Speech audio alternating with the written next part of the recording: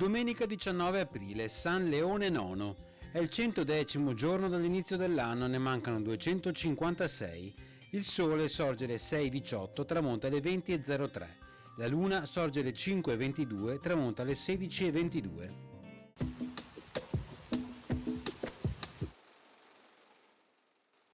Muore di polmonite contratta 8 giorni prima a Treviso il celebre pittore Paolo Cagliari, detto il Veronese. Era nato nel 1527 a Verona da una modesta famiglia di scalpellini e si era ben presto affermato come pittore. Nel 1555 si era stabilito a Venezia. Con Tiziano e Tintoretto è parte del trio di pittori che ha reso grande l'arte veneziana del Cinquecento.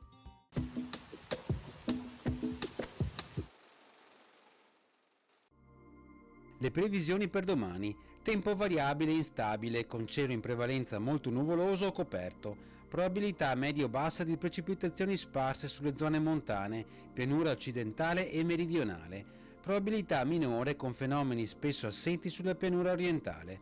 Dal pomeriggio progressiva attenuazione dei fenomeni a partire dalle zone centro-orientali, temperature in generale diminuzione, salvo le minime in aumento in pianura.